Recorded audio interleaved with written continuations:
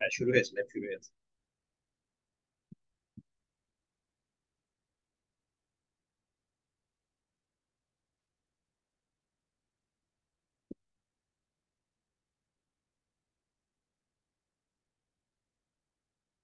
আসসালামু আলাইকুম, প্রিয় শিক্ষার্থীরা, কেমন আছো? আশা করছি ভালো। আমরা আজকে একজন শিক্ষার্থীর সাথে আলোচনা করব, যিনি হচ্ছে এই বছর অ্যাডমিশন টেস্ট 2023-24 দিয়েছিল এবং ঢাকা বিশ্ববিদ্যালয় সহ সকল বিশ্ববিদ্যালয়ে টপ করেছিল। তো আজকে তার সকল বিশ্ববিদ্যালয় টপ করার গল্পটা শুনবো আমরা, এবং গল্প শোনার পাশাপাশি জুনিয়রদেরকে কি ধরনের পরামর্শ দিলে বা জুনিয়ররা কিভাবে পড়াশোনা করলে তারাও তার মতো হয়তো কোনো না কোনো বিশ্ববিদ্যালয় বা সকল বিশ্ববিদ্যালয়ে টপ করতে পারে। তো আমার সাথে আছে হাবিবা নুসরাত মিম। মিম, আসসালামু আলাইকুম, আমাকে শুনতে পাচ্ছো?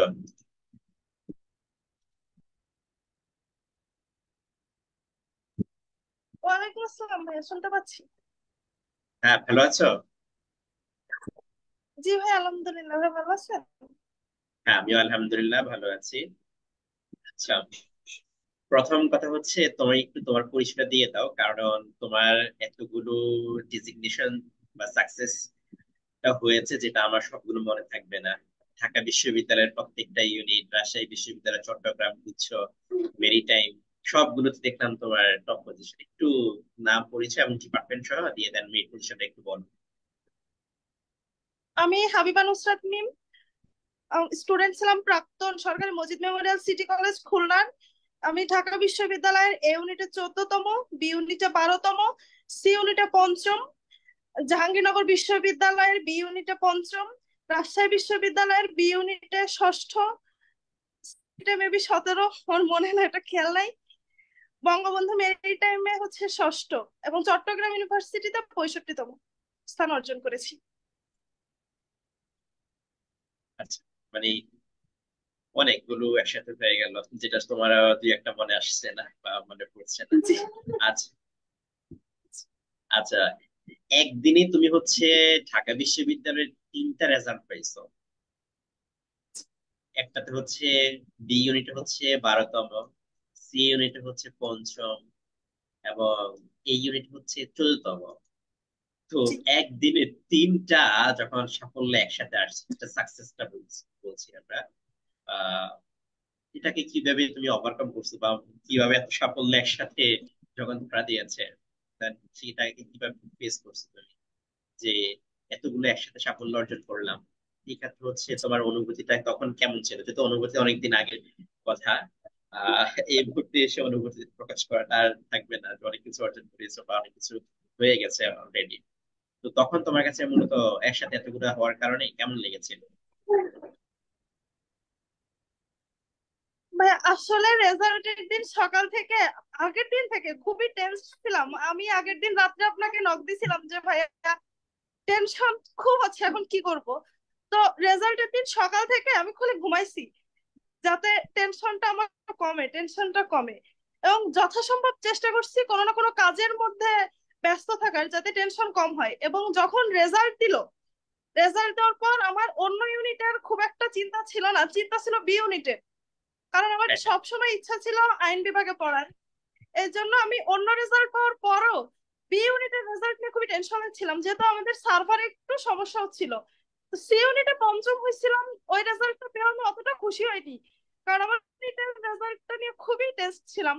এবং যখন বি ইউনিটের রেজাল্টটা শুনি এবং এ ইউনিটের রেজাল্টটা শুনি, আমি সর্বপ্রথম আম্মুকে ফোন দেই। আমি একটু বাইরে ছিলাম, এবং হুম। আম্মু শুধু আমাকে একটা কথা বলে কি, যে তুমি আমাকে গর্বিত করতে পারছো, যে আমি সন্তান, তোমার মতো সন্তান পেয়ে আমি সত্যি গর্বিত। এবং রেজাল্টের থেকে ওই কথাটার গুরুত্ব আমার কাছে আরো অনেক বেশি ছিল। কারণ বাবা মার গর্ব হতে পারার কারণ আসলে এই খুশিটা বলে বোঝানো সম্ভব নয়। নিজের সাকসেস তো অবশ্যই আছে, সেই খুশিটা আলাদা। এবং যখন বাবা মা নিজ সন্তানকে নিয়ে গর্ববোধ করে, তখন সেই সন্তানের কাছে সেই খুশিটা রিডাবল হয়ে যায়। তো এইটাই আর কি, যে মানে ওই সময় আসলে কিভাবে সেলিব্রেট করবো সেটা বুঝতে পারিনি। গেছিলাম পিৎজা খাইতে, পিৎজা খেয়ে সুন্দর মতো বাসায় চলে আসছিলাম। আচ্ছা, আচ্ছা, যাক, ভালো। আচ্ছা, এখন তোমার পড়াশোনার পেছনে হচ্ছে তোমার আব্বু অনেক বেশি ভূমিকা পালন করতে কাল থেকেই মোটামুটি। তো আমি সবার আগে হচ্ছে তোমার আম্মুর বিষয়টা জানতে চাচ্ছি। তোমার আম্মু হচ্ছে আন্টি বিশেষ করে অনেক বেশি তোমার জন্য পরিশ্রম করেছে, তোমার ভাইয়ার জন্য পরিশ্রম করেছে। তো এই ক্ষেত্রে হচ্ছে আন্টি অনেক ক্ষেত্রেই দেখা যায় যে পরিবারের সবাই কিন্তু, আমাদের যারা অডিয়েন্স বা শিক্ষার্থী যারা আছি অনেকেরই পরিবার কিন্তু সবসময় যে তাদের সাপোর্টিভ হবে বা পরিবারের সবাই হবে ব্যাপারটা কিন্তু এমন নয়। মা বিশেষ করে বা বাবা ক্ষেত্রে, কোনো ক্ষেত্রে হতে পারে, বিশেষ করে মা অনেক বেশি আহ সন্তানের জন্য অনেক বেশি ত্যাগ স্বীকার করে। তোমার আম্মু হচ্ছে তোমার জন্য অনেক বেশি পরিশ্রম করেছে। তো এই ক্ষেত্রে হচ্ছে তোমার ওভারঅল জার্নির ক্ষেত্রে, শুধু অ্যাডমিশন জার্নি না, পুরো পড়াশোনার জার্নির ক্ষেত্রে কিভাবে ভূমিকা পালন করছে? হ্যাঁ, আমার পড়াশোনার জার্নির ক্ষেত্রে যদি বলা হয়, তো আমার থেকে আম্মুর অবদান মনে হয় বেশি, আমার যেটা মনে হয়। কারণ আমি শুধু পরিশ্রম করেছি, আমি চেষ্টা করেছি যতটুকু আমার পক্ষে সম্ভব, কিন্তু আমাকে সার্বিকভাবে সাহায্য করা সবটুকুই আম্মু করছে। মানে আমার প্রত্যেকটা ক্ষেত্রে, পড়াশোনা থেকে শুরু করে খাওয়া দাওয়া, চলাফেরা, অসুস্থ হলে সবকিছু, মানে একাধারে। আমরা অনেক সময় বলি না যে সুপারম্যান, তো সুপারম্যানের মুভিগুলো হয়, আমি আম্মুকে এটা বলতাম, কিন্তু সুপারম্যানের কোনো মুভি হয় না, কারণ প্রত্যেকটা মাই হচ্ছে সুপারম্যান। তো আমার আম্মুকে আমি সবসময় এটা দেখছি যে সুপারম্যানের কোনো মুভিতে দেখি আর সুপারম্যান আমরা প্রত্যেক জীবনে দেখি। তো আম্মু এমন একজন সুপারম্যান আসলে, আমার জন্য সে 80 কিলোমিটার প্রতিদিন যাতায়াত করছে যাতে আমি ভালো একটা প্রতিষ্ঠানে পড়াশোনা করতে পারি, শহরের উপর থেকে ভালো গাইডলাইন পাই। তো এইগুলো আসলে খুব কম ফ্যামিলি থেকে পাওয়া যায়। এবং একই সাথে বলবো, আমি এসএসসি তে বৃত্তি পাই সায়েন্স থেকে। বৃত্তি পাওয়ার পর আমি ডিসিশন নিই যে আমি আর্টসে আসবো, কারণ আমার ইচ্ছা ছিল আইন বিভাগে পড়ার। তখন আমাকে নর্মালি কেউ মেনে নেয় না যে ভালো রেজাল্ট করছো সায়েন্স থেকে, কারণ বাংলাদেশের প্রেক্ষাপটে মানুষকে একটু গুরুত্ব তুলনামূলক বেশি দেয়। তো তখন হুম। আমি যখন আম্মুকে বলি, আম্মু আমাকে জাস্ট একটা কথা বলছিল যে তুমি কি যেতে চাও, তুমি যদি যেতে চাও তুমি চোখ বন্ধ করে চলে যাও, তোমার প্যাশন সবার আগে আমাদের কাছে গুরুত্বপূর্ণ। তো এইটা, এই সাপোর্টটা আমি সবসময় পেয়েছি, যে আমি যেটা চেয়েছি আমার পরিবার থেকে আমাকে সেই সাপোর্টটাই দেওয়া হয়েছে, কখনো বাধা দেওয়া হয়নি যে তুমি এটা চাচ্ছ কিন্তু আমরা চাই যে তুমি এটা হও। এরকম কখনোই ছিল না, তারা সবসময় তাদের স্বপ্নটাকে আমার স্বপ্নের মধ্যে দিয়ে লালন করেছে। যার ফলে আমার মনে হয় যে এই সাপোর্টটা পেয়েছি বলে আজকে আমি আমার স্বপ্ন পূরণ করতে পেরেছি। আচ্ছা, গুড। বিশেষ করে আন্টি তোমার জন্য, আন্টি হচ্ছে বাগেরহাটে জব করে, রাইট? বাগেরহাটে। জি জি। আর তোমরা আম্মু থাকছো হচ্ছে হচ্ছে বাগেরহাটের রামপাল উপজেলাতে, আর আমি থাকতাম হচ্ছে খুলনাতে। মানে খুলনা শহরে তোমরা ছিলাম, তার মানে হ্যাঁ, হচ্ছে খুলনা শহর। প্রত্যেকদিন হচ্ছে আন্টি বাগেরহাটে যাইতো, দেন হচ্ছে আবার আর খুলনা ফেরত আসতো। মানে এটা যে ডেডিকেশনটা তোমার এবং তোমার ভাইয়ের প্রতি আন্টি দেখাচ্ছে, এটা আসলেই অনেক বেশি, যেটা হচ্ছে খুবই রেয়ার। আচ্ছা, আমরা তার মানে আন্টির বিষয়টা জানতে পারলাম। এখন হচ্ছে এডমিশন জার্নি শুরু করার আগে আমরা একটা জিনিস বুঝি, সেটা হচ্ছে তোমার এখন পর্যন্ত যতগুলো পজিশন আসছে এই পজিশনটা হচ্ছে তোমার সাকসেস বা সফলতা, আমরা মানদণ্ড এটা বলতে পারি। এখানে একটা খুব গুরুত্বপূর্ণ বিষয়টা হচ্ছে সফলতার মানদণ্ডের পেছনে অনেক বেশি পরিশ্রম করেছ, ঠিক আছে? তো প্রথম কথা হচ্ছে তুমি ডেইলি কি রুল বা কত ঘন্টা, যেটা তোমার মনে হয় ফেসবুকে, মেসেঞ্জারে, অথবা কি অন্যান্য যে কোনো তোমার অ্যাকাউন্টের মধ্যে এটা কমন করছেন, মানে জুনিয়র রয়েছে, আপু কত ঘন্টা পড়াশোনা করছেন এবং আপনার পড়ার রুটিনটা কি ছিল। তো এই ক্ষেত্রে হচ্ছে তোমার কিরকম, তুমি কিভাবে কাজ করছিলা, যে কিভাবে কতক্ষণ পড়াশোনা করছো, বা কোন টপিক কত সময় ধরে পড়াশোনা ভাবছো, যে ঘন্টা হিসেবে ধরে অনেক ক্ষেত্রে দেখা যায় পড়া হয় না, আবার কখনো দেখা যাচ্ছে টপিক ভিত্তিক পড়াশোনা করা, তুমি কোনটা অ্যাপ্রোচটা ধরে নিয়েছো বা বেছে নিয়েছো? ভাইয়া, আমি কখনো টাইম ধরে পড়াশোনা করিনি। আমি হচ্ছে প্রতিদিন পড়া শুরু করার আগে একটা লক্ষ্য সেট করে পড়তে বসতাম, যে আজকে আমার এতটুকু শেষ করতে হবে এবং পুরাতন পড়া এতটুকু রিভিশন দিতে হবে।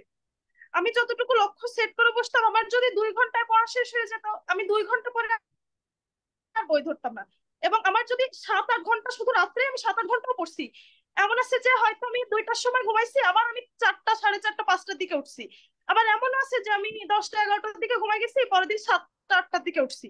আমি সব সময় চেষ্টা করতাম আমার পড়ার ফ্লোটা সঠিক রাখার। আমি কখনোই ঘড়ি দেখে পড়িনি, কারণ ঘড়ি দেখে পড়লে আসলে পড়াও হয় না, যতটুকু পড়া প্রতিদিনের জন্য থাকে সেটা হয়তো কোনোদিন অল্প পড়া থাকে, কোনোদিন বেশি পড়া থাকে, এতে করে সময়ের সাথে অনেক মিসব্যালেন্স হয়ে যায়।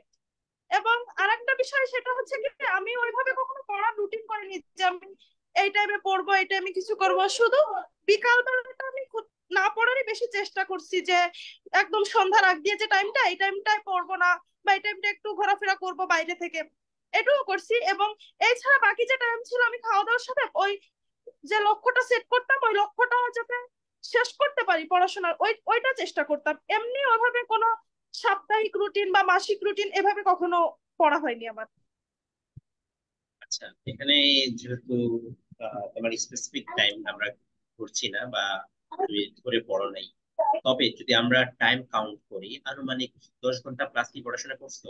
আনুমানিক একবারে হ্যাঁ, কিলোমিটার। বলতে গেলে ভাইয়া শুরুর দিকে সত্যি বলতে 8-7 এরকম পড়ছি, খুব বেশি পড়িনি। কিন্তু লাস্ট 2-2.5 মাস যখন আমি দেখছি যে আমার একটা সবসময় ছোটবেলা থেকে একটা বিষয় কি, আমি হচ্ছে টার্গেট ফিক্সড করি। তো টার্গেট ফিক্সড করে পড়াশোনা করি যে পরীক্ষার আগ পর্যন্ত আমি যেন সবটা শেষ করতে পারি, আমি কোনো চ্যাপ্টার বাদ দিয়ে এক্সাম হলে যাব না। এখন যখন লাস্ট আমার হচ্ছে পরীক্ষা ছিল আমাদের 23শে ফেব্রুয়ারি, ডিসেম্বরের শেষের দিকে এসে আমি দেখছি আমার বেশ গ্যাপ, মানে আমি রিভিশনটা ঠিক মতো দিতে পারছি না, 7-8 ঘন্টা পরে আমার হচ্ছে না। তো এমনও দিন আছে আমার মনে হয় 14-15 ঘন্টা পড়া হয়েছে। এখন এটা আসলে অনেকের কাছে মনে হইতে পারে যে এটা কিভাবে সম্ভব। আমার ওই যে বললাম আম্মু খুব সাপোর্টিভ। আম্মু হচ্ছে মান্থলি ছুটি নিয়ে নিছিল, একটা শিক্ষা ছুটি বা মেডিকেল ছুটি জানো। নেওয়ার পরে আম্মু আমার প্লেটটা পর্যন্ত, আমার টেবিল পর্যন্ত আগায় দিত, আবার আমি হাত ধোয়ার পর আমার প্লেটটা আবার নিয়েও যাইতো। মানে আমি ওই জায়গায় বসে পড়ছি, এবং যখন খুব বেশি খারাপ লাগছে তখন একটু হাঁটাহাঁটি করছি, এরকম আর কি। তো শেষ 2-2.5 মাস সত্যি বলতে পড়ছি। অনেকেই বলে যে অ্যাডমিশনে খুব বেশি পড়া লাগে না, বা সিস্টেমেটিক্যালি পড়লে হয়, কিন্তু আমার মনে হয় যে অ্যাডমিশনে মানুষের যতটুকু পড়া লাগে এতটুকু জীবনের আর কোনো ফেজে মনে হয় পড়া লাগে না। এটা আমি মনে করি, কারণ আমি এসএসসি এইচএসসি তে যতটুকু পড়ছি তার 2-3 গুণ বেশি আমি অ্যাডমিশনে পড়ছি। আচ্ছা আচ্ছা, তার মানে মোটামুটি আমরা বুঝতে পারলাম যে দীর্ঘ সময় পড়াশোনা করতে হয় যারা হচ্ছে জব করে। প্রথম একটা বিষয়টা হচ্ছে তারা পড়াশোনার পরিমাণটা স্বাভাবিকভাবে তুলনামূলকভাবে একটু বেশি করতে হচ্ছে। আচ্ছা, তার মানে হচ্ছে যারা টপ করতে চাও তোমরা, যারা তাদের হচ্ছে 8-10 ঘন্টার সর্বনিম্ন যদি সময় হিসেবে ধরি, 8-10 ঘন্টার নিচে পড়াশোনা না করাই ভালো। আর যদি মোটামুটি চান্স পেতে চাও তাহলে হচ্ছে সময়টা গুরুত্বপূর্ণ বিষয় না। আচ্ছা, নেক্সট আমরা আরেকটা বিষয় যাচ্ছি, সেটা হচ্ছে গুরুত্বপূর্ণ বিষয়। সেটা হচ্ছে অ্যাডমিশনের প্রস্তুতি বলো, কিংবা এসএসসি প্রস্তুতি বলো, সামনে এসএসসি পরীক্ষা। তো তুমি হচ্ছে কখন থেকে পড়াশোনাটা মূলত শুরু করছিলে তুমি? ভাইয়া, আমি যখন এসএসসি পরীক্ষা দিই, এসএসসি হ্যাঁ হ্যাঁ। পরীক্ষা দেওয়ার পর হচ্ছে আমি পরপরই খুলনায় চলে আসি। মানে আমার শুরুতে ইচ্ছা ছিল আমি সায়েন্সেই থাকবো, কারণ সায়েন্স থেকে বেশ কিছু সিট ঢাকা ইউনিভার্সিটিতে আইনের আছে। তো আমি সায়েন্সেই হ্যাঁ, থাকবো প্রায় এরকম একটা 55টা, ইচ্ছা ছিল। 50-55টার মতো সিট আছে। হ্যাঁ, 45টা মতো মনে হয় সিট, আমার সরি, অ্যাকুরেট 34টা আছে, 34টা। ওরকমই আর কি, আমার 34টা। অ্যাকুরেট জানা হ্যাঁ। নাই। এখন আমি যখন আসি, আসার পর হচ্ছে আমি গ্রাম থেকে এসএসসি তে পড়াশোনা করি সায়েন্সে। আমি হচ্ছে এসএসসি এর ওই বইয়ে যতটুকু ততটুকু জ্ঞানী আমার ছিল। কিন্তু একটা বিষয় যেমন সায়েন্স কিন্তু অনেক হিউজ একটা বিষয়। তো আমার পক্ষে ওইটা আসলে শহরে এসে ওইটা খাপ খাওয়ানো সম্ভব হচ্ছিল না। এবং আমি সবসময় একটা জিনিস মনে করতাম, আমি মানে এভারেজ একটা বিষয় পড়ার থেকে আমি টপ লেভেলে একটা স্বল্প বিষয় পড়বো, কিন্তু আমি টপ লেভেলে পড়বো। এই জন্য যেহেতু আমার স্বপ্নের সাথে হিউম্যানিটিস গ্রুপের একটা কানেক্টিভিটি ছিল, তো তখন আমি গ্রুপ চেঞ্জ করি।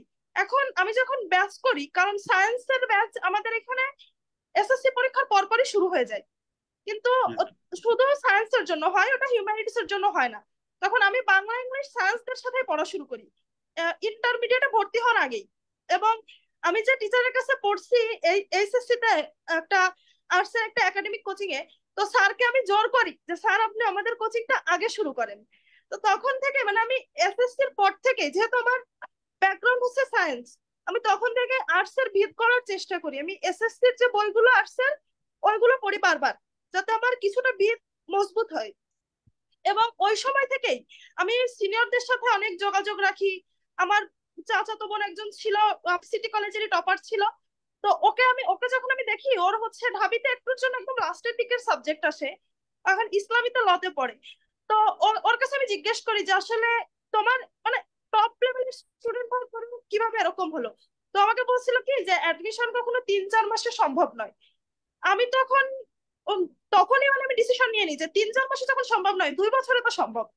তখন থেকে হুম, আমি একটু একটু চেষ্টা করি, ইউটিউবে বিভিন্ন ভিডিও দেখে বা সিনিয়র যারা চান্স পেয়েছে তাদের কাছ থেকে, কলেজের টিচারদের কাছ থেকে, যারা বেশিরভাগ আমাদের কলেজের টিচাররা ঢাকা ইউনিভার্সিটির স্টুডেন্ট। তো টিচাররা আমাকে অনেক হেল্প করছে, আমাদের ইংলিশ স্যার, তারপর আমি যুক্তিবিদ্যা ছিল স্যার, অনেক স্যার আমাকে অনেক হেল্প করছে যাতে আমি অ্যাটলিস্ট সিলেবাসটা সম্পর্কে জানতে পারি। এবং আমাকে একজন পরামর্শ দেয় কি যে তুমি একটা কোচিং সেন্টারের সাথে কথা বলো, তুমি ভর্তি না হলেও অন্তত ওদের কাছ থেকে সাজেশন নাও। তখন হচ্ছে আমি ফোকাস খুলনা শাখায় যাই। যাওয়ার পরে ওনার কাছ থেকে হচ্ছে আমি ভাই থেকে পরামর্শ নিই যে ভাই আমি কি করব। তো উনি আমাকে মামুন বললেন ভাইয়ের কি, সাথে? হ্যাঁ মামুন ভাইয়ের সাথে। তো উনি আচ্ছা আমাকে আচ্ছা। বলছেন যে তোমার আপাতত ক্লাস ভর্তি হওয়ার দরকার নাই, তুমি কয়েকটা দিন ক্লাস করো তারপর দেখো। এবং আমি যখন ক্লাস করি কয়েকটা, আমার বেশ একটু কষ্ট হয় একাডেমিক প্লাস অ্যাডমিশন একসাথে চালাইতে। তো তখন আমি দেখি যে অ্যাডমিশনের ঠিক তাই পড়ায় যা আমরা ইন্টারমিডিয়েটে গ্যাপ রেখে আসছি। আমাদের ইন্টারমিডিয়েটে যতটুকু গ্যাপ, ওই গ্যাপটুকু আমাদের হচ্ছে অ্যাডমিশনে টেনে কভার করতে হয়। তো আমি তখন ওইখানে শুধু বাংলা আর ইংলিশ ক্লাস করি। জিকেটা একটু কঠিন ছিল কারণ আমার ওই সময় সব সাবজেক্টের সাথে জিকে আসলে একসাথে তাল মেলানো সম্ভব হচ্ছিল না। তখন আমি বাংলা এবং ইংলিশ ক্লাস করি, এবং একই সাথে ওইগুলো তো আমার একাডেমিকেও কাজে লাগছে। তো আমি একাডেমিক এবং অ্যাডমিশন ওই চ্যাপ্টার গুলো একইভাবে পড়ে যাই। যেমন আমার ফার্স্ট পেপারের যে গদ্য পদ্য গুলো, ওইগুলো আমি একাডেমিকও পড়ি এবং বিভিন্ন ভার্সিটির কোশ্চেনও সলভ করি, যার ফলে আমার এখানে এইচএসসি তে আমি অনেক একটু অ্যাড হেল্প করে নেই, হয়েছে। এখানে এখানে জাস্ট একটু যুক্ত করে নিচ্ছি যে দেখো, বাংলা ইংরেজি বিশেষ করে দুইটা সাবজেক্ট এবং সাধারণ জ্ঞানের অর্ধেকাংশেই এসএসসি এবং অ্যাডমিশনের সিলেবাস কিন্তু আহামরি তেমন কোনো পার্থক্য নাই। বাংলার ক্ষেত্রে যে সিলেবাসটা রয়েছে বা ইংলিশে ফার্স্ট পেপারের ক্ষেত্রে যে সিলেবাসটা রয়েছে, আহ, এবং গ্রামারের যে সিলেবাসটা রয়েছে, কিছু টপিক আছে যেগুলো হচ্ছে আমরা এসএসসি তে পড়ি না। এই টপিক গুলি হচ্ছে অ্যাডমিশনে আবার সেম ভাবে পড়তে হচ্ছে। তো এই ক্ষেত্রে হচ্ছে কোনো শিক্ষার্থী যদি ওই টপিকে প্রশ্নটা কিভাবে এসএসসি তে এসেছে, আবার কিভাবে এটা অ্যাডমিশন টেস্টে আসে, এই কনসেপ্টটা যদি আগে থেকে মাথায় রাখতে পারে, তাহলে হচ্ছে আই থিঙ্ক খুব ইজি। দেখো, রাইট ফর্ম হ্যাঁ, অফ ভার্ব যদি আমরা জাস্ট একটু আলোচনা করি, রাইট ফর্ম অফ ভার্ব, তো এটা কিন্তু অ্যাডমিশন টেস্টে কি কি কোনো রুল আছে যেটা ভিন্ন নিয়ম হতে পারে? কোনো কিছু নেই, রাইট? কিংবা হ্যাঁ। প্রিপোজিশন, এটাও এসএসসি তে চায়, অ্যাডমিশন টেস্টও তা। তো আমাদের মনে হয় শিক্ষার্থীরা এখানেই একটা গ্যাপ রাখে যে এই টপিক গুলো হচ্ছে তারা এসএসসি তে গিয়ে যা বলছে সেগুলো কি আবার হুম। অ্যাডমিশন টেস্টে পড়বে। তো এই গ্যাপটা যেহেতু তারা এসএসসি থেকে রেখে দিচ্ছে, দেন পরবর্তীতে এসএসসি পরবর্তীতে মনে হয় অধিকাংশের জন্য এটা চাপ হয়ে যায়। কি বলো? জি ভাইয়া, এইটা আমি যখন অ্যাডমিশন মানে ফাইনাল অ্যাডমিশন করি এইচএসসির পর, তখন এই হ্যাঁ জিনিসটা আমি খুব বেশি উপলব্ধি করি। কারণ আমার ফ্রেন্ডরা যারা ওই সময় এসে অ্যাডমিশনের প্রিপারেশন নেওয়া শুরু করে, ওই সময় আসলে অ্যাডমিশনের একটা অথই সাগর বলি আমরা। কারণ আমি যখন ফার্স্টে কোচিং করে আসছি, মানে তখন কিসের মধ্যে যে পড়ছি আর কি যে পড়তে হবে কিছু বুঝতে পারছি না এরকম। তো যারা আগে থেকে যাদের অ্যাটলিস্ট সিলেবাস সম্পর্কে ধারণা ছিল, তাদের অনেক হেল্প হয়েছে। কিন্তু যারা ওই 3-4 মাসে অ্যাডমিশন করার চিন্তা করছে, অনেক ভালো ভালো স্টুডেন্ট, আমারই ক্লোজ ফ্রেন্ড, তারা অনেকে একটুর জন্য পিছলিয়ে গেছে, কিন্তু এরা সবাই প্রায় ঢাকা ইউনিভার্সিটিতে চান্স পাওয়ার যোগ্য ছিল। তো এই জন্য আমি মনে করি একাডেমিক লাইফ থেকে, বিশেষত ইন্টার লাইফ থেকে আমাদের অ্যাডমিশন অবশ্যই অ্যাটলিস্ট একটা কোশ্চেন ব্যাংক কিনে হইলেও পড়া উচিত। কারণ তাতে করে আমাদের টেক্সট বুক যেগুলো আছে, ইন্টারের যে টেক্সট বুক, ওইখান থেকে কি কি কোশ্চেন আসতে পারে সেগুলো একটা জানতে পারবো। ফলে আমাদের বোর্ডের রেজাল্টটাও ভালো হবে এবং অ্যাডমিশনের রেজাল্টটাও ভালো হবে। আচ্ছা, গুড। তার মানে হচ্ছে মোটামুটি তুমি এসএসসি থেকে অ্যাডমিশনটা অনেক বেশি ফোকাস করছিলাম। আচ্ছা, তার মানে আগে থেকেও স্বাভাবিকভাবে অ্যাডমিশন সম্পর্কে তোমার মোটামুটি ধারণা ছিল।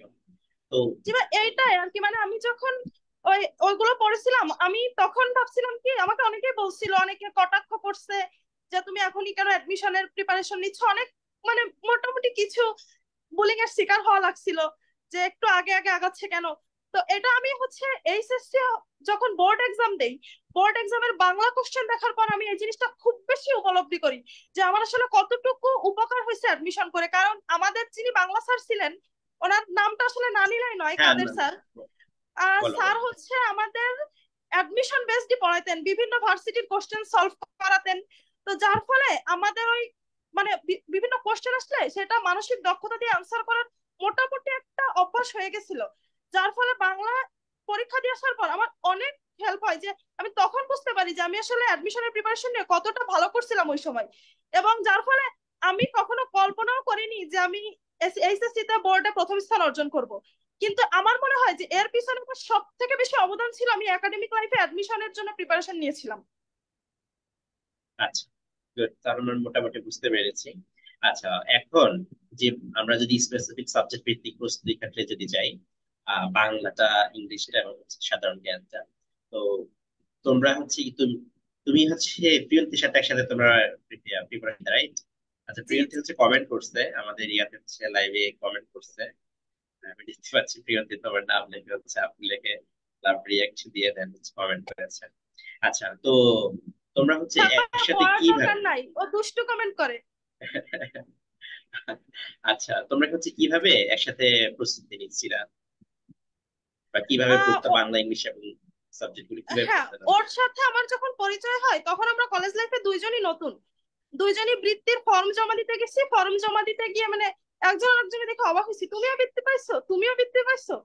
তো তখন হচ্ছে আমরা ওই তখন থেকে আমাদের একসাথে চলা, কারণ আমরা সবসময় চাইছিলাম যে, অনেকে আছে আমি দেখছি যে একজন একজনের সাথে হিংসা করে, বিশেষত আমার এটা অনেক, আমি নিজের জীবনেও দেখছি। কিন্তু যখন হচ্ছে আমি মানে প্রিয়ন্তীর সাথে যখন বন্ধুত্ব হয়, তখন আমাদের দুইজনেরই ছিল কি যে আমরা যেভাবে হোক আমরা একসাথে ভালো করব, কেউ কাউকে বাদ দিয়ে বা কেউ কারোর সাথে হিংসা করে করব না। আমরা একই সাথে পড়ি এবং কলেজের প্রত্যেকটা রেজাল্টেই আমাদের কাছাকাছি রেজাল্ট থাকে, কেউ ফার্স্ট কেউ সেকেন্ড, দু এক মার্কের ডিফারেন্স আর কি, খুব বেশি ডিফারেন্স না। তো তখন আমরা চিন্তা করলাম আমাদের একাডেমিক তো মোটামুটি একটা আয়ত্তে আসছে, আমরা অ্যাডমিশনের প্রিপারেশন নিই। তখন আমাদের সিনিয়র এক ভাই, উনি হচ্ছে লতে আছেন এখন, তো ভাইয়ার কাছ দিয়ে আমরা পরামর্শ নিই ভাই কি করব, এবং একই সাথে ফোকাসের থেকেও পরামর্শ নিই। তো ভাইয়ারা বলেন কি তোমরা বাংলা ইংলিশটা বেশি করে প্র্যাকটিস করো। তখন ও আর আমি দুইটা বই কিনে নিয়ে আসি, একটা হচ্ছে অভিযাত্রীর যে গদ্য পদ্য সম্মিলিত যে বইটা, এবং আরেকটা হচ্ছে হুম, হুম। Text tax. তো দুইটা বই কিনে আমরা তখন কোনো কোচিং করি না বা অনলাইন আমরা জানিও না যে আপনি ক্লাস নেন বা কিছু, তখন আমরা আচ্ছা, আচ্ছা। দুজন ডেইলি একজন আরেকজনকে পড়া দিই যে কালকে তুমি এই গদ্যটা পড়ে আসবে, আমি এই গদ্যটা পড়ে আসবো। তো তখন পরের দিন এসে একজন আরেকজনকে কোশ্চেন ধরবো, এবার যে পারবে আর যে পারবে না সেটাকে চকলেট খাওয়াবে। এটা হচ্ছে মানে আমাদের নিয়ম ছিল। তো এভাবে আমরা লাইব্রেরিতে বসে প্রতিদিন আমাদের ক্লাস টাইমে, যে আমাদের তো অনেকগুলো গ্রুপ সাবজেক্ট ছিল, তো যখন আমাদের ক্লাস টাইম ছিল না, আমাদের প্রায় সেম সেম সাবজেক্ট দুইজনের, যখন আমাদের ক্লাস থাকতো না তখন হচ্ছে ও আর আমি একসাথে বসে ওইটা পড়াশোনা করতাম। তো এতে করে আমাদের দুইজনেরই একই সাথে প্রিপারেশনটা ভালো হয়েছিল। আর ইংলিশের ক্ষেত্রে আমরা সেম করতাম, ভোকাবুলারি ধরতাম। ইনফ্যাক্ট আমরা অনেক সময় আছে ভিডিও কল দিয়েও কোশ্চেন করছি একজন আর একজনকে, এবং সবসময় চেষ্টা করতাম কিভাবে একজন একজনকে কোশ্চেন করে আটকানো যায়। মানে যে কোশ্চেন কখনো কোনো ভার্সিটিতে আসে নাই, কোথাও আসে নাই, মানে একদমই ভিতর থেকে খুঁজে খুঁজে একজন আরেকজনকে কোশ্চেন করতাম আটকানোর জন্য। এতে করে আমাদের দুইজনেরই অনেক উপকার হয়েছে। এবং সবচেয়ে বড় বিষয় কি, একা যতটুকু আগানো যায় দুইজনে একসাথে হলে তার থেকে বেশি আগানো যায়। কারণ ওর জ্ঞান নিঃসন্দেহে কিছু ক্ষেত্রে আমার থেকে বেশি, আমারও হয়তো কিছু হ্যাঁ, কিছু ক্ষেত্রে ওর থেকে আমার কিছু নলেজ বেশি থাকতে পারে।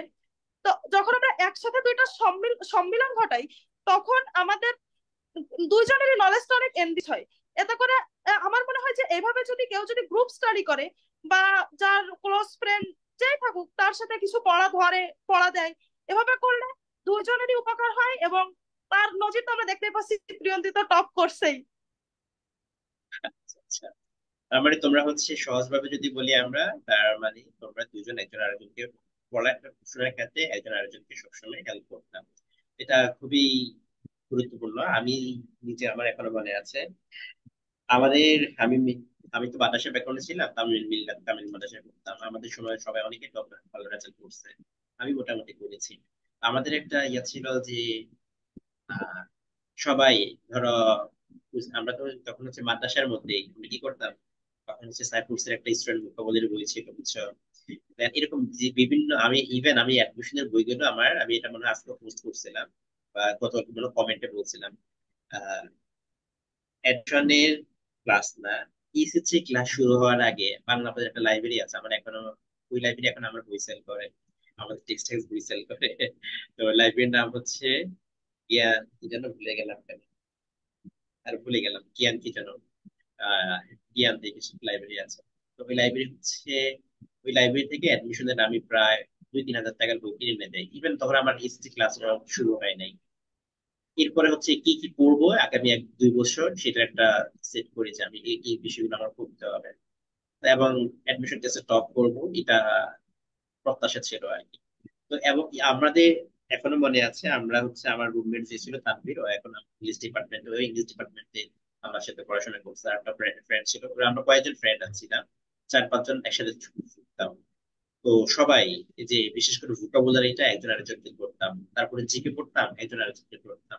দেখা যাচ্ছে যার যেখানে ত্রুটি আছে, ধরা একটা জিনিস এই ক্ষেত্রে, যে যখন একজন আরেকজনকে পড়া ধরি, আর পরীক্ষার প্রশ্ন করলে তো সেটা প্রশ্ন হয় প্রতিদিন তো পরীক্ষা গিয়ে কিংবা অনলাইনে অফলাইনে সব জায়গায় পরীক্ষা হবে না। তো এই ক্ষেত্রে হচ্ছে যে বিষয়টা গুরুত্বপূর্ণ হয় ভোকাবুলারির ক্ষেত্রে, প্রত্যেকদিন আমরা ধরো 10টা ওয়ার্ড শিখলাম, একজন আরেকজন পড়লাম সিনোনিম অ্যান্টোনিম, এই ক্ষেত্রে হচ্ছে আমার যে যেখানে গ্যাপ রয়েছে সেই বিষয়টা আমি খুঁজে বের করতে পারি, বা প্রিয়ন্তীর যেখানে গ্যাপ ছিল সেটা তুমি পেয়েছো, বা ওই পেয়ে গেছে, তোমার গ্যাপ যেখানে ছিল সেটা তুমি পেয়ে গেছো। এটা কিন্তু খুবই গুরুত্বপূর্ণ একটা বিষয়। আচ্ছা, তার মানে বুঝতে পারলাম। আচ্ছা, তো তোমরা হচ্ছে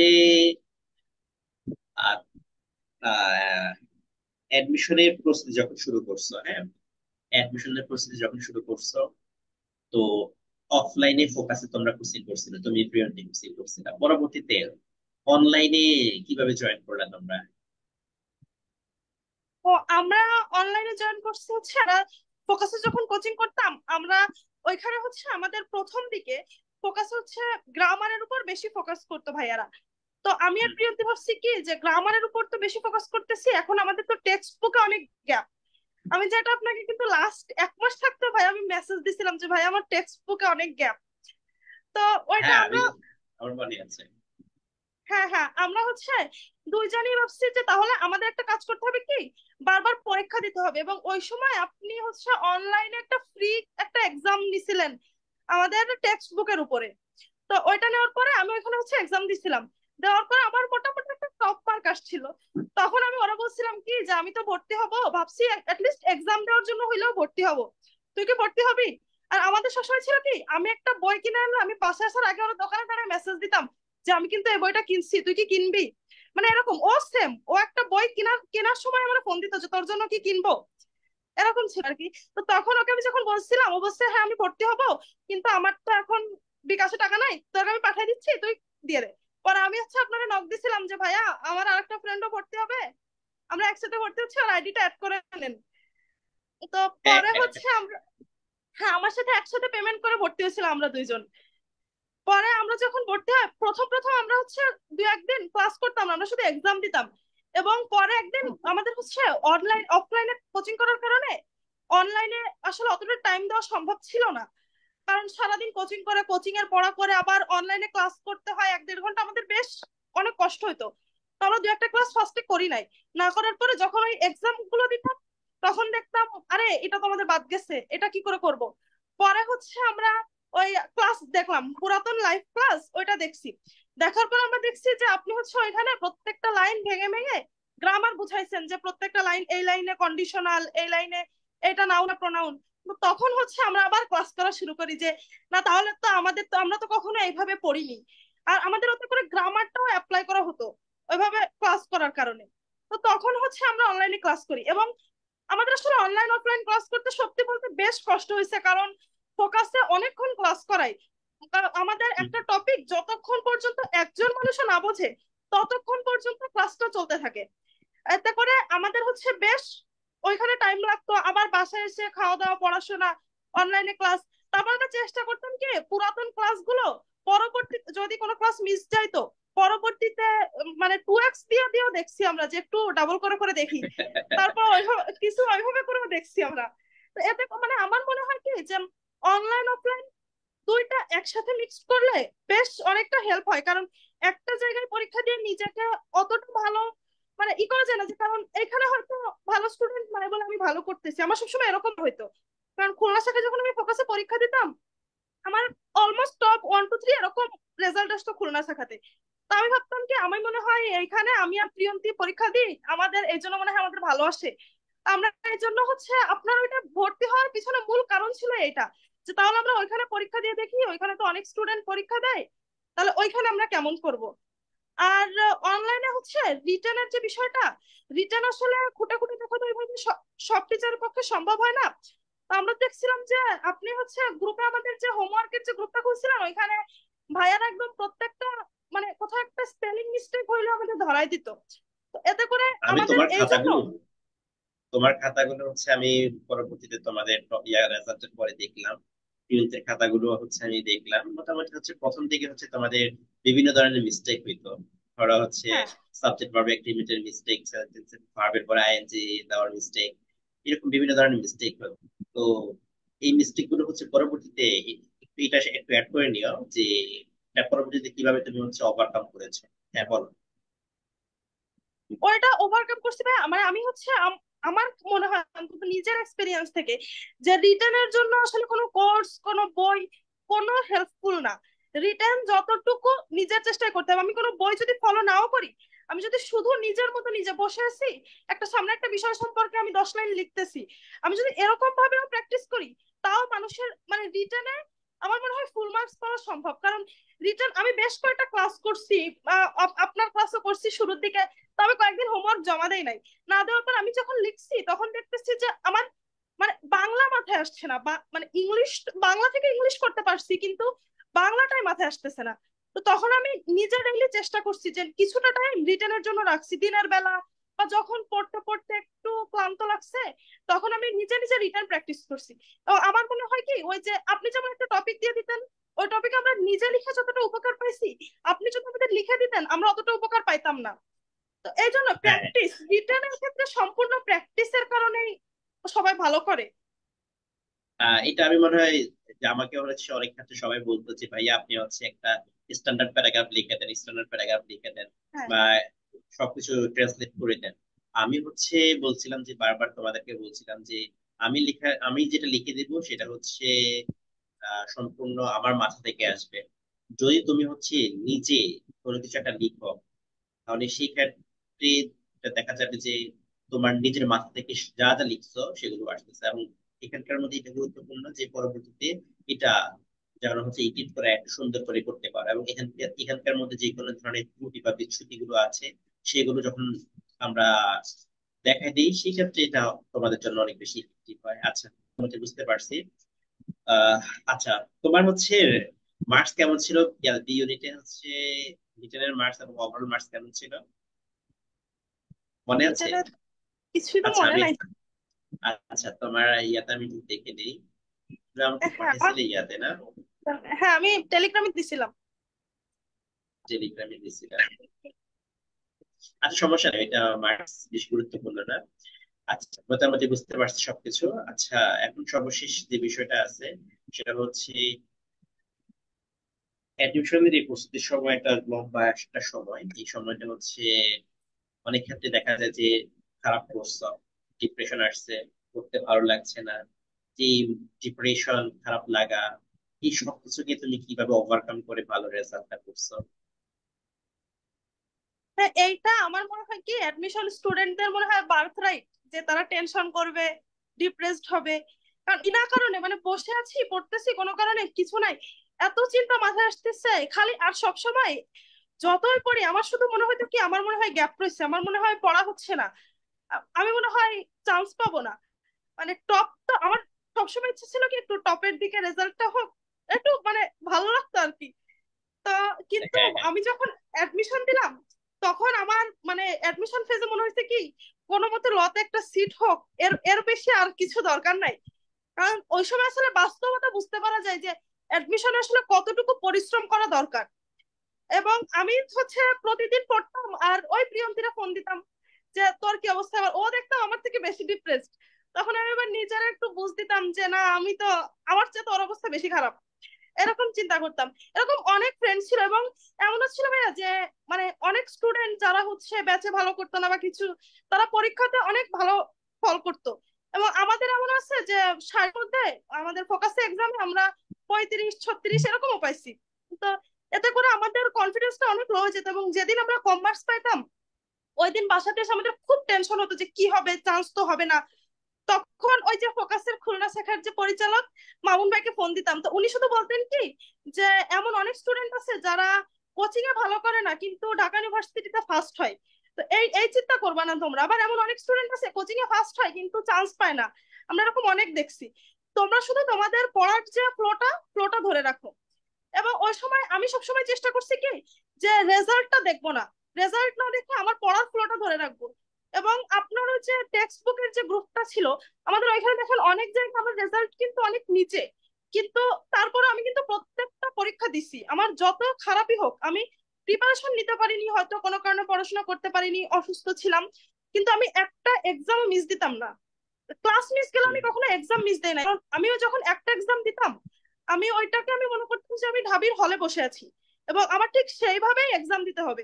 অনেক এক্সামে থাকতো যে হয়তো টাইম লিমিটেশন নাই, কিন্তু তারপরে আমি টাইম লিমিটেশন দিয়ে চেষ্টা করতাম, কারণ ঢাবিতে আমার টাইম লিমিটেশনই দিবে। এবং আমি যদি এখন থেকে যদি ওই ওই হিসাবে প্রিপেয়ার না করি নিজেকে, তো আমি হলে গিয়ে টাইম ম্যানেজমেন্ট করতে পারবো না। এবং আমি যখন হলে যাই, ঢাবির হলে যখন কোশ্চেন পাই, আমার আসলে মানে অবিশ্বাস্য হলেও আমার আসলে মনে হয় না যে আমি ঢাবির পরীক্ষা দিতে আসছি, আমি নর্মাল যে এক্সাম দিতে যাই আমার ঠিক সেরকমই মনে হয়েছে। কারণ প্রত্যেকটা পরীক্ষা আমি একই চেয়ার টেবিলে বসে বেঞ্চে বসেই দিছি, এবং সেই চেয়ার টেবিলে বসে বেঞ্চে বসে সেই 60টা এমসিকিউ দাগাইতে হয়েছে। তো এটা আসলে খুব বেশি প্রেসার আমার ক্রিয়েট করে নাই, শুধু ওই কারণে যে আমি প্রত্যেকটা এক্সামকে ঢাবির এক্সাম হিসেবে এক্সাম দিছি। এবং কখনো আন্দাজে দাগানো বা পারতেছি না কোচিং এ ভালো মার্কস এর জন্য আমি আন্দাজে দাগিয়ে আসি, এটা আমি কখনো করিনি। যার ফলে আমার ঢাবির এক্সাম দেওয়ার সময়ও আমি আন্দানো কোশ্চেন দাগাইনি, আমার নেগেটিভ মার্ক খুবই কম হয়েছে।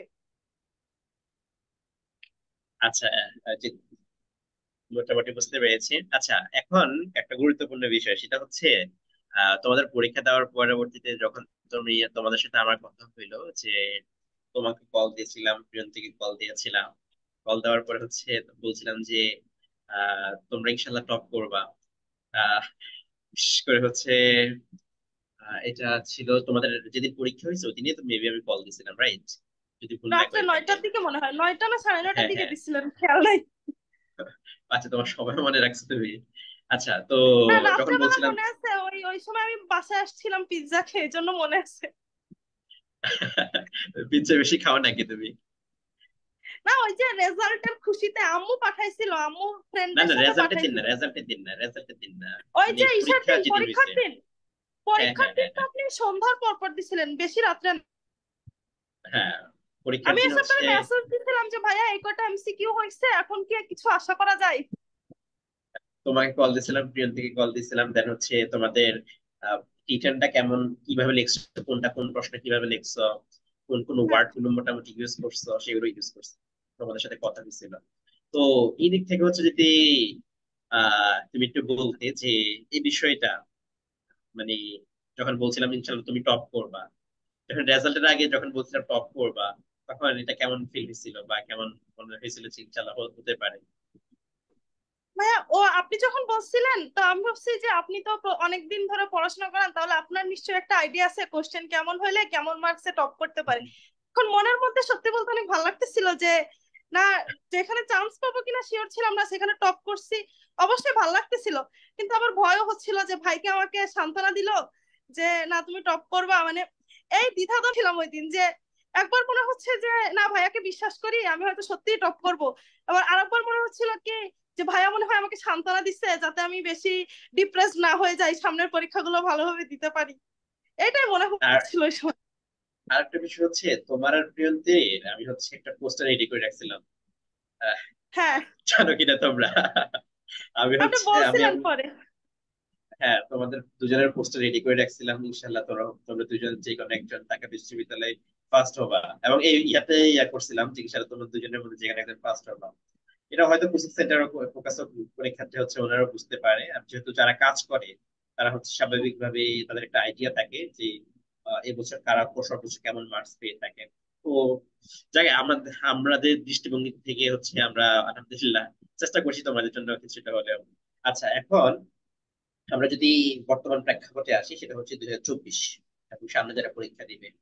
24-এর হচ্ছে জাস্ট 1 মাস পরে ওদের পরীক্ষা। তো তোমার কনসেপ্ট থেকে বা তোমার এক্সপেরিয়েন্স থেকে হচ্ছে তুমি একটু জানাতে পারো যে তারা এই মুহূর্তে তাদের কিভাবে পড়া উচিত।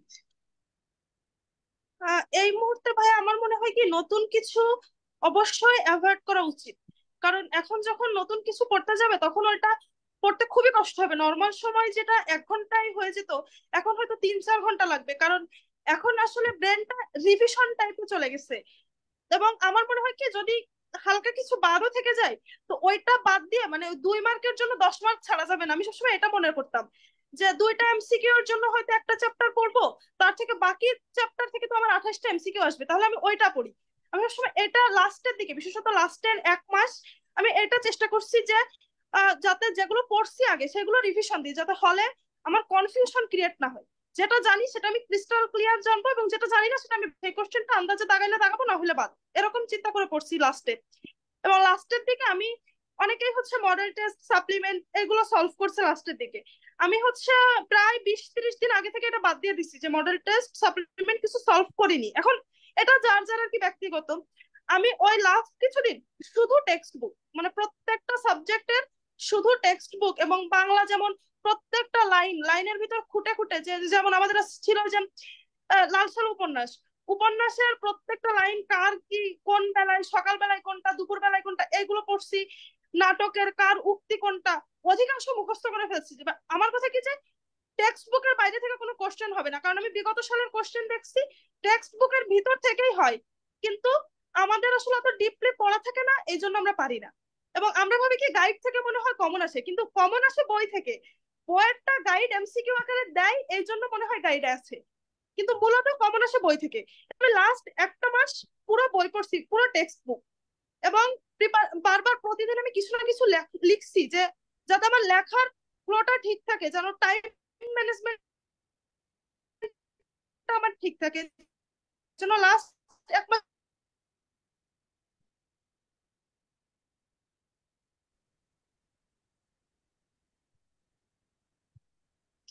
কি গেল কেন? হ্যাঁ, হ্যাঁ, শুনতে পাচ্ছ?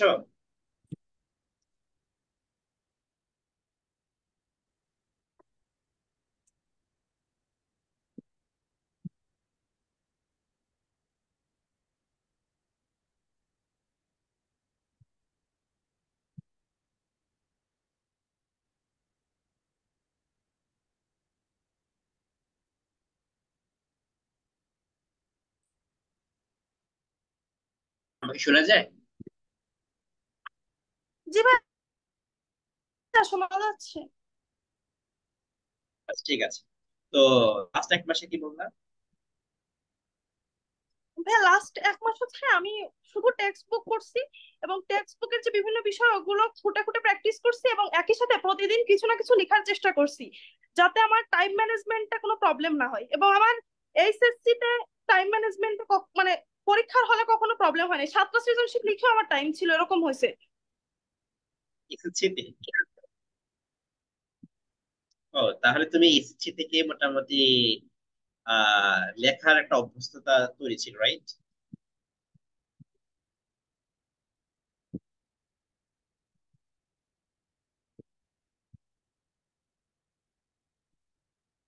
এই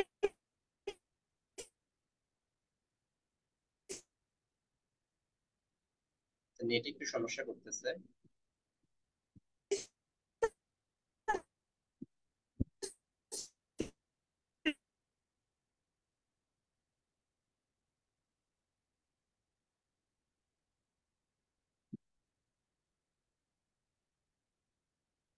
আচ্ছা, তো তো আমরা মোটামুটি বুঝতে পারছি কিন্তু মেনটা হচ্ছে হাবিবারের নেটটা ঠিক হয়ে নেই, আমরা হচ্ছে আলোচনা করবো, সমস্যা নেই। তো মোটামুটি তোমরা বুঝতে পারছো যারা হচ্ছে আমাদের সাথে জয়েন করছো। একটা বিষয় যে গুরুত্বপূর্ণ সেটা হচ্ছে বেসিক কনসেপ্টটা আগে থেকে ক্লিয়ার করতে হবে। দুই নাম্বার দুই নাম্বার হচ্ছে আমাদের যেখানে আমাদের দুর্বলতা রয়েছে সেই বিষয়গুলোকে হচ্ছে আমাদের বেশি ফোকাস করতে হবে, বেশি বেশি পরীক্ষা দিতে হবে। এবং রিটেনটা হচ্ছে প্রত্যেক দিন তোমরা যারা হচ্ছে যে পরীক্ষার পরে হচ্ছে রিটেন নিয়ে চিন্তা ভাবনা করছো, তো তোমাদেরও সেম ভাবে হচ্ছে এসএসসি পরীক্ষার পরবর্তী যে 3 থেকে 4 মাস সময় পাবা, এই 3 থেকে 4 মাসের কোনো একদিনের জন্য তোমাদের জন্য এটা বাদ না যায় যে লিখিত প্র্যাকটিস করা। তো তোমরা চাইলে হচ্ছে আমাদের যে টার্গেট টিইউ কোর্সটা রয়েছে, তো টার্গেট টিইউ কোর্সের মধ্যে যুক্ত হতে পারো। কারণ টার্গেট টিইউ কোর্সের মধ্যে আমরা আমরা টার্গেট টিইউ কোর্সের মধ্যে হচ্ছে রিটেনের প্রত্যেকটা বিষয়, টেক্সট বুক বলো, গ্রামার বলো, কিংবা বাংলা ফার্স্ট পেপার বলো, সকল রিটেনটা হচ্ছে প্র্যাকটিস করো ইনশাআল্লাহ। এতে করে হচ্ছে শিক্ষার্থীদের একটা ভালো সাইড হয়ে যায় যে তারা লেখার যে অভ্যস্ততা রয়েছে বাসার মধ্যে সেটা হয়ে যায়। হয়তো তোমরা বাসার মধ্যে প্র্যাকটিস করবা, সেটা হচ্ছে আমাদের এখানে যদি পরীক্ষা দাও অথবা অনলাইন, এখানকার মধ্যে তোমরা হতে হবে বিষয়টা এমন না। তোমরা চাইলে হচ্ছে আমাদের সাথে যুক্ত হতে পারো। যেমন এই বছর ওরা কিন্তু অফলাইনে কোচিং করতে ফোকাসে, রাইট? তো ফোকাসে কোচিং করা সত্ত্বেও তাদের নিজেদের মধ্যে আসছিল। প্রথমে কিন্তু আমাকে পার্সোনালি ওইরকম ভাবে আমাদের এখানে ভর্তি হয় নাই, তবে ওরা ভর্তি হয়েছিল কিছুদিন পরে। তো এই জন্য হচ্ছে পরবর্তীতে যখন হচ্ছে আহ প্রথমে ওরা রিটেন কোর্সে ভর্তি হয়েছিল, পরে হচ্ছে টেক্সট বুক কোর্সে দুজনে একসাথে ভর্তি হয়েছিল, প্রিয়ন্তি এবং হচ্ছে হাবিবা। দেন আস্তে আস্তে করে হচ্ছে আমাদের পরবর্তীতে আলহামদুলিল্লাহ আমরা বুঝতে পারি যে অনেকে ভালো করতে পারে, অনেক ক্ষেত্রে হচ্ছে আমরা শনাক্ত করতে পারি যে কারা ভালো করতে পারে। তো এরকম ভাবে যারা যারা হচ্ছে 3 থেকে 4 মাস গার্ডসটা ধরে রাখতে পারে, যে কনফিডেন্স ধরে রাখতে পারে, পড়াশোনার পরিমাণটা যে স্পিডটা রয়েছে সেই স্পিডটা ধরে রাখতে পারে, এতে করে হচ্ছে আস্তে আস্তে করে হচ্ছে তারা অ্যাডমিশন টেস্টে পুরোপুরি ভালো করতে পারে। তো এতে করে হচ্ছে তোমরা ভয় পাবার কিছু নেই। তোমরা যারা হচ্ছে এখনো প্রস্তুতি ভালোভাবে নিচ্ছ না বা নেওয়া নেই, আহ, নিচ্ছ না বা নেওয়া নাই, তোমাদের জন্য ভয় পাবার কোনো কারণ নেই যে তোমরা পারবে না। তোমরা ইনশাল্লাহ পারবা, তোমাদের মধ্যে সেই কনফিডেন্স আছে। ইনশাল্লাহ তোমরাও ভালো কিছু করবা। আর এখানে একটা গুরুত্বপূর্ণ বিষয় হচ্ছে তোমরা রেগুলার পড়াশোনাটা করতে হবে। যেটা যেরকম ভাবে হচ্ছে হাবিবা বললো, সে রেগুলার হচ্ছে কমপক্ষে 8 থেকে 10 ঘন্টা সর্বনিম্ন, এবং পরবর্তীতে যখন এসএসসি পরীক্ষা, সরি, 2 থেকে 2.5 মাস সময় রয়েছে, ডিসেম্বর মাস থেকে হচ্ছে মোটামুটি 13-14 ঘন্টা পর্যন্ত পড়াশোনা করছে। তো তোমরা হচ্ছে একটা জিনিস ভেবে নিতে পারো যে একটা জিনিস ভেবে নিতে পারো যে পড়াশোনা কম পরিমাণ নয়, পড়াশোনাটা হচ্ছে অবশ্যই আমাদের বেশি পরিমাণ করতে হয়। তো এটা হচ্ছে তোমাদের সব সময়ই করতে হবে। এবং এখানকার মধ্যে একটা জিনিস মাথায় রেখো, সেটা হচ্ছে অনেক ক্ষেত্রে বোর্ডিং এর কথা বলছিল যে তারা হচ্ছে প্রথম দিক থেকে প্রস্তুতি নিচ্ছিল, তখন হচ্ছে তার বন্ধুরা যারা ছিল তারা অনেকেই হচ্ছে তাকে হেয় করতো বা বুলিং করতো যে এখন থেকে অ্যাডমিশন। বাচ্চারা শোনো, তোমরা যারা হচ্ছে এই রকম বুলিং এর শিকার হও বা হবে, তো এই ক্ষেত্রে হচ্ছে এটা লজ্জা পাওয়ার কিছুই নাই। দেখবা যে তুমি হয়তো অ্যাডমিশন টেস্টে ভালো করবা, তখন আলটিমেটলি দেখা যাবে যে পরবর্তীতে পরবর্তীতে দেখা যাবে যে এটার রেজাল্টটা, এসএসসি পরীক্ষা যে তোমাকে বুলিং করতেছি সেও এসএসসি পরীক্ষা A+, তুমিও A+, কিন্তু ডিফারেন্সটা দেখা যাবে ডিফারেন্সটা দেখা যাবে হচ্ছে আমাদের অ্যাডমিশন টেস্টে গিয়ে। অ্যাডমিশন টেস্টে হচ্ছে আমাদের রেজাল্টটা যখন দেখবা যে একজনের পজিশন দূরে, আরেকজনের পজিশন টপ লেভেলের কাঙ্ক্ষিত সাবজেক্টটা পাচ্ছে, তখন তোমরা এই বিষয়টা বুঝতে পারবা। আমরা মোটামুটি শেষ দিকে চলে এসেছি, হাবিবা আবার জয়েন করেছে নেটওয়ার্ক সমস্যার কারণে, একটি সমস্যা হয়েছে। আহ হাবিবা, লাস্ট বিষয়টা হচ্ছে আমরা সর্বশেষ আলোচনার মধ্যে চলে যাই। সেটা হচ্ছে একবার সর্বশেষ, ঠিক আছে? সেটা জি। হচ্ছে আমাদের ক্ষেত্রে আমাদের বই বলো, যেটা আমাদের কোর্স এবং হচ্ছে বই, এটার ক্ষেত্রে তোমার মূল্যায়নটা কি? জি ভাইয়া। মানে আমাদের ক্ষেত্রে আমাদের বই বলো কিংবা এই যে পিছনে, তুমি হচ্ছে টেক্সট টেক্সট করছিলে এবং ভোকাবুলারিটা করছিলে, রাইট? ভোকাবুলারিতে দাও হ্যাঁ, অল্প আমি অল্প পড়ছো, বেশি পড়া নেই। ভোকাবুলারি অল্প পড়ছি, আমি টেক্সটটা হচ্ছে ইন্টারলাইফ থেকে পড়ছি। আচ্ছা, তো আমাদের ক্ষেত্রে এবং বইয়ের ক্ষেত্রে তোমার মূল্যায়নটা জানতে চাই যে, এবং তুমি হচ্ছে ফিল ফ্রি টু আমাদের এক্ষেত্রে মধ্যে ক্রিটিসিজম করতে পারো, সমস্যা নাই। কারণ আমরা চাই সংশোধন। ধর আমাদের এই বিভিন্ন ধরনের গ্যাপ থাকতে পারে আমাদেরও, অবশ্যই আমাদের ত্রুটি বিচ্ছুতি আছে। তো এই দিক থেকে তোমার যেটা ভালো লেগেছে আমাদের ক্ষেত্রে, এবং কোনটা তোমার খারাপ লেগেছে, বা আমাদের বইয়ের ক্ষেত্রে আর কি কি কন্ট্রিবিউট করা যেতে পারে? ভাইয়া বইয়ের ক্ষেত্রে হচ্ছে সব থেকে ভালো লাগার বিষয়গুলো যদি বলি, প্রথমত হচ্ছে প্রত্যেকটা লাইনের ভেঙে গ্রামার আইটেম চিহ্নিত করা ছিল, এবং ছোট ছোট করে অর্থ করা ছিল, যাতে অনেকেই আছে যে পুরা লাইনের অর্থ বুঝতে পারে না।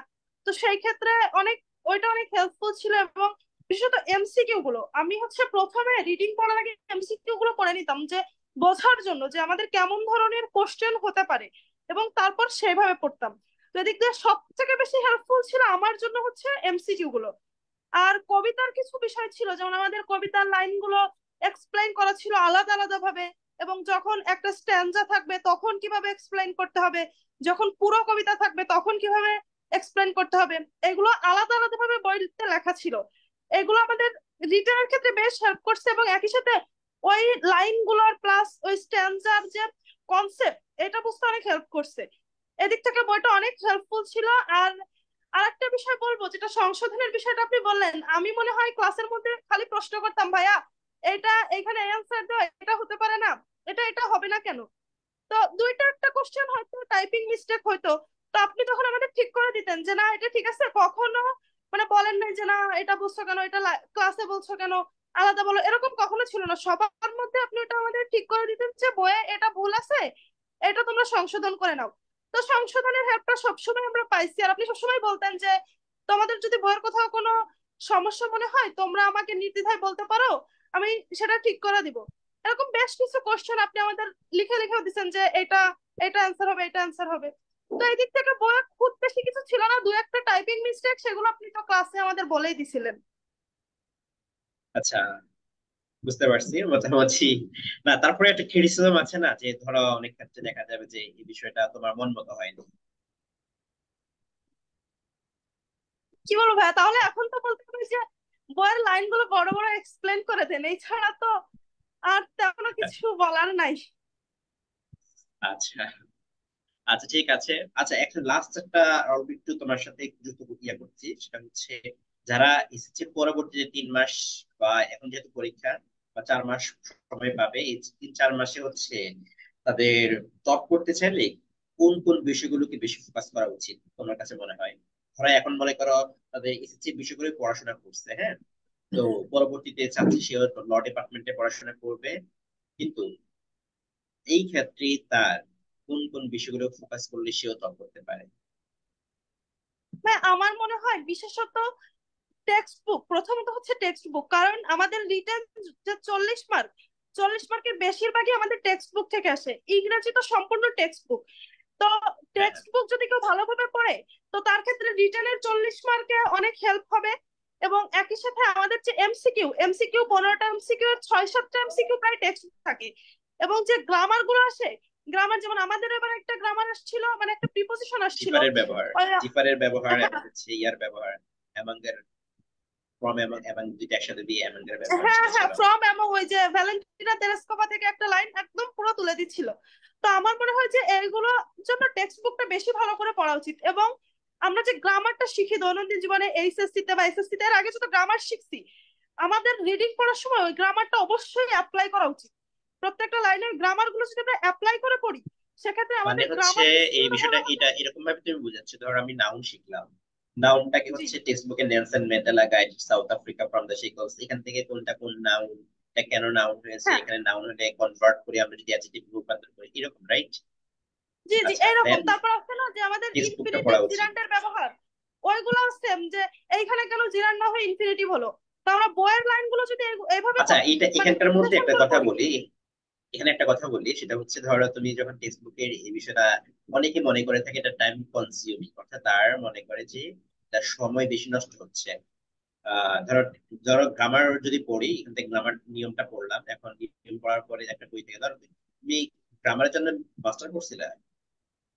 হ্যাঁ, মাস্টার পড়ছি আমি গ্রামারের জন্য। আচ্ছা, মাস্টার ধরো গ্রামার থেকে মাস্টার করছিলাম। আচ্ছা, বাই দ্য ওয়ে, কোনো বইয়ের নাম বলতে আমার তো তোমাদের সাথে কোনো ইয়া নাই, সমস্যা নাই, অন্য যে কোনো, তারা যে কোনো বই পড়তে পারে, যদি আমাদের নিজেদের গ্রামার বই আছে, এটা তুমি পড়ো নাই। আচ্ছা, যাই হোক, না, সমস্যা আমি নাই। মাস্টার পড়ছিলাম, জি। আচ্ছা, তো এখন বই থেকে, যে কোনো বই থেকে পড়ুক না কেন, সে হচ্ছে পড়ার পরে হচ্ছে তারা হচ্ছে যে গ্রামারটা পড়ছে ওখান থেকে তো হুবহু যদি চলে আসে, তারা মনে করে থাকে যারা শিক্ষার্থী আছে ওইখান থেকে হুবহু চলে আসতে পারে। এখন টেক্সট বুকটা পড়লে কি তাদের জন্য কি টাইম নষ্ট বা টাইম কনজিউমিং এর কোনো বিষয়টা তোমার কাছে মনে হয় কিনা? আসলে ভাইয়া আমি যেহেতু মাস্টার্স করছি, আমি মাস্টারের আলোকেই বলি। মাস্টারে আমাদের অনেক প্র্যাকটিস থাকে, এবং ওই প্র্যাকটিস গুলো যখন আমরা একটা রুলস পড়ার পর করি, তো আমাদের কিন্তু বেশ টাইম ওয়েস্ট হয়। তো আমার কথা কি যে ওই টাইমটা আমি ওইখানে না দিয়ে আমি ওটা যখন বইয়ে প্র্যাকটিস করবো, আমি তখন যদি বইয়ে দিই, তাহলে আমার একই সাথে টেক্সট বুক এবং গ্রামার দুইটারই প্র্যাকটিস হয়ে যায়। তো আমার মনে হয় এটা টাইম কনজিউমিং কোনো দিক থেকে না। তবে যদি আমি একদম প্রত্যেকটা লাইন খুঁটে খুঁটে দেখতে যাই, সেই ক্ষেত্রে এটা অবশ্যই টাইম কনজিউমিং, কারণ একটা লাইনে ভার্ব কোনটা, সাবজেক্ট কোনটা, অত খুঁটে তো আসলে দেখা সম্ভব না। কিন্তু যেগুলো এক্সেপশনাল আছে, যেমন কোনটা কন্ডিশনাল, এখানে সেকেন্ড কন্ডিশনালের মতো হওয়া সত্ত্বেও কেন থার্ড কন্ডিশনাল হলো, এইগুলো যদি আমরা বিবেচনা করি, সেই ক্ষেত্রে টাইম কনজিউমিং কোনো দিক দিয়ে আমার মনে হয়নি। কারণ মাস্টারের যতগুলো হচ্ছে আমাদের এক্সাম্পল দেওয়া থাকে বা প্র্যাকটিস দেওয়া থাকে, ওইগুলো করতে যত টাইম লাগে, টেক্সট বুক পুরো টেক্সট বুক করতে তার থেকে কম টাইম লাগে। আচ্ছা আচ্ছা, বুঝতে পারলাম। তার মানে হচ্ছে টেক্সট বুক পড়লে, এখানে আরেকটা জাস্ট যুক্ত করি, আমাদের হচ্ছে টেক্সট বুকের হচ্ছে এই বছর ধরো আসছে হচ্ছে প্যারাগ্রাফ, সেটা হচ্ছে মেনার্স আসছে, গুড মেনার্স আসছে। গত বছর আসছিল হচ্ছে টার্সিয়ারি লেভেল অফ এডুকেশন। এখন আমরা কিন্তু গুড ম্যানার্স সম্পর্কে টেক্সট বুকটা পড়লে অ্যাটলিস্ট আইডিয়া পাচ্ছি। দেন টার্সিয়ারি এডুকেশন ওই প্যাসেজটা যদি পড়ি, এখান থেকে দুই তিনটা কনসেপ্ট বা আমাদের হচ্ছে এক পেজ থেকে সর্বোচ্চ 1.5 পেজ লিখতে হবে, দুই তিনটা কনসেপ্ট যদি আমাদের অটোমেটিক মাথায় টেক্সট বুকেরই থাকে, তাহলে দেখা যাবে যে রিটেনটা সেন্টেন্সটা আমি ধরো নিজে, যারা হচ্ছে ধরো সবাই কিন্তু আমাদের কোর্সে ভর্তি হয় না বা হবে না, যারা নিজের মতো করে পড়ে, তো এটলিস্ট হচ্ছে তারা টেক্সট বুকের এই কনসেপ্ট গুলো, এবং ইভেন সবাই কিন্তু আমাদের বইও পড়ে না, পরীক্ষাতে 1-1.5 লাখ শিক্ষার্থী মানবিকের, আমাদের বই কিন্তু অর্ধেক শিক্ষার্থী কিনে না জানো, মানে 4 ভাগের 1 ভাগ হয়তো কিনে, বা 5 ভাগের 1 ভাগ। তো এখান থেকে হচ্ছে তারা কিন্তু টেক্সট বুকের কনসেপ্ট গুলো মাথায় নিয়ে তারা হচ্ছে যেতে পারতেছে। হ্যাঁ, গুড, গুড পয়েন্ট। আচ্ছা, বাংলার ক্ষেত্রে, রিটেনের ক্ষেত্রে, বাংলা রিটেনের ক্ষেত্রে দেন তাদের হচ্ছে কোন বিষয়টা বেশি ফোকাস করা উচিত বাংলা লিপিটার ক্ষেত্রে?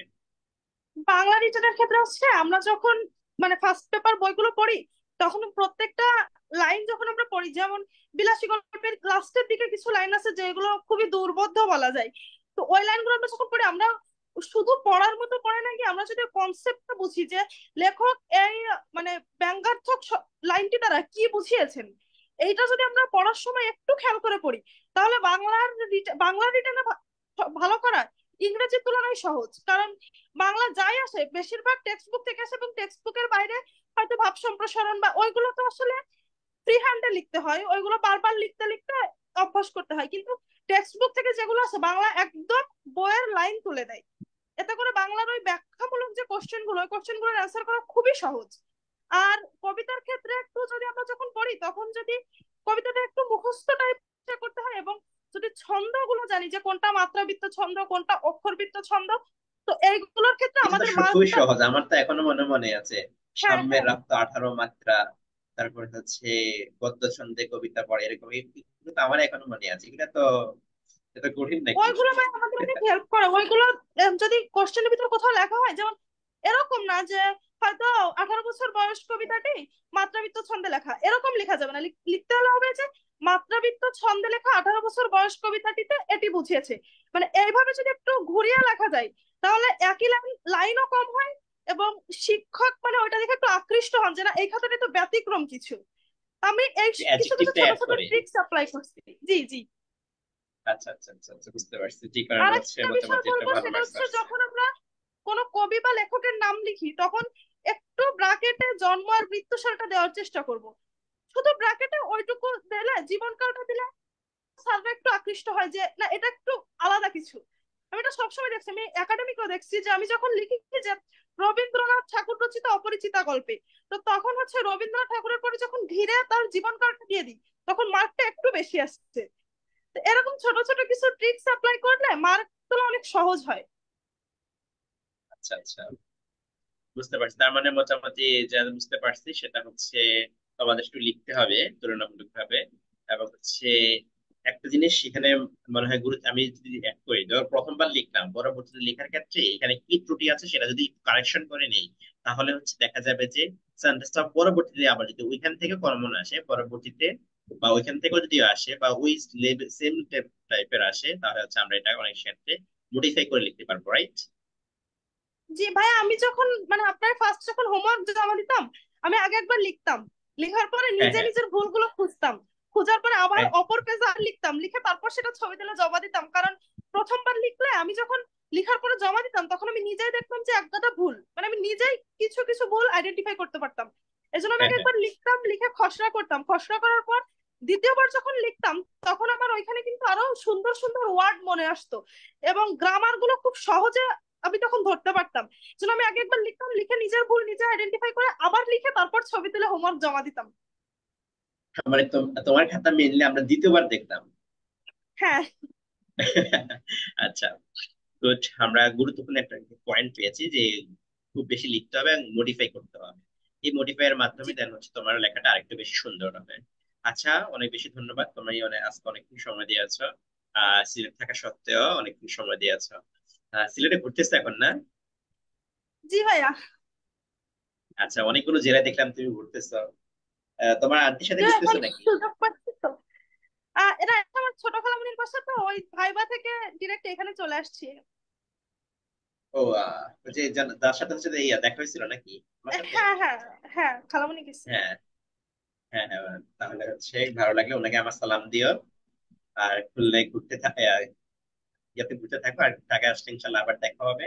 আর আমি আজকে অসুস্থ ছিলাম, অসুস্থ থাকা সত্ত্বেও তুমি একবার বলছিলে যে ভাই আজকে লাইফটা তাহলে ক্যান্সেল করবেন কিনা। থাকা সত্ত্বেও হচ্ছে অসুস্থ আমি কয়েকদিন ধরেই। আজকে এই যে দেখো, অনেকে হয়তো দেখতে পারছো কিনা জানি না, একবার এখানে স্যালাইন দিয়েছিলাম। দিয়ে হচ্ছে থাকা সত্ত্বেও হচ্ছে চেষ্টা করেছি বসে বসে সুন্দর মতো তোমার সাথে একটু কথা বলার জন্য। আশা করছি যারা আমাদেরকে শুনছে তারা অনেক বেশি উপকৃত হবে এবং উপকৃত হচ্ছে। ইনশাআল্লাহ আগামী বছর আমি একটা এক্সপেকটেশন করতেছি। আগামী বছর আমাদের 10 জনের মধ্যে আমাদের থেকে প্রাইভেট বেচ থেকে যারা ইনশাআল্লাহ টপ 5 জনকে আমরা প্রত্যাশা করতেছি। আর সেই হচ্ছে, আর সেজন্য তোমরা হচ্ছে আমাদের সাথে একটু কিছুটা হলে কাজ করতে হবে। তোমরা পড়াশোনা, এখানে গুরুত্বপূর্ণ বিষয় হচ্ছে তোমার কিন্তু ইউনিভার্সিটি আসার পরে পড়াশোনা করতে হবে। ঠিক আছে, পড়াশোনাটা একটু অবশ্যই বেশি করতে হবে। ল ডিপার্টমেন্ট তুলনামূলকভাবে একটু কঠিন, এবং যেহেতু মেরিটের দিক থেকে তোমরা যারা ল নিচ্ছ তারা হচ্ছে রেজাল্টের দিক থেকে সর্বোচ্চ লেভেলে আছো, এবং অ্যাডমিশন যেরকম ভালো করছো সেই ধারাবাহিকতা যেন তোমার এসএসসি পরীক্ষার পরবর্তী সময় যেরকম ভাবে পড়াশোনা করে ধারাবাহিকতাটা বজায় রেখেছো, তোমার ডিপার্টমেন্টেও তোমার এবং তোমার বন্ধুদের যেন সেই ধারাবাহিকতাটা বজায় থাকে। সেজন্য আমার পক্ষ থেকে দোয়া রইলো। আর হচ্ছে সবার জন্য শুভকামনা রইলো। একটা লাস্ট একটা ছোট্ট প্রশ্ন করি, হ্যাঁ? সেটা হচ্ছে, জি। তোমার আক্ষেপ হয় কিনা ফার্স্ট না হতে পারার? এতগুলা রেজাল্ট জি। করেছো, সেটা হচ্ছে তোমার আক্ষেপ হয় কিনা? ভাইয়া একটু একটু হয় আর কি, একদম যে হয় না বললে ভুল বলবো, একটু একটু হয়। তারপরে আলহামদুলিল্লাহ, আল্লাহ যেটা দিচ্ছে অনেক হ্যাঁ, ভালো হ্যাঁ, দিছে। হ্যাঁ, হ্যাঁ। ঠিক আছে, কারণ তো আমার ঠিক আছে, অনেক ভালো থেকো। বন্ধু বান্ধবরা হ্যাঁ, বিভিন্ন হ্যাঁ, হ্যাঁ, বল। জায়গায় টপ করছে, কিন্তু তারা আর কি লতে আসতে পারেনি, এটা অনেকেরই আক্ষেপ, অনেকে অনেক জায়গায় ফার্স্টও হয়েছে। তো এই দিক দিয়ে মানে আল্লাহর কাছে কোটি কোটি শুক্রিয়া যে আমার মোটামুটি সব জায়গায় এভারেজ রেজাল্ট আছে, যে কোনো জায়গায় যে কোনো সাবজেক্ট পাচ্ছি। তো এইটা সব থেকে ভালো লাগার বিষয় যে না, সব জায়গায় একটা মোটামুটি পজিশন। আচ্ছা, আচ্ছা। যাক, আলহামদুলিল্লাহ, তো সবাই বুঝতে পারছো যে পড়াশোনাটা কিভাবে করতে হবে। সবাই ভালো থেকো।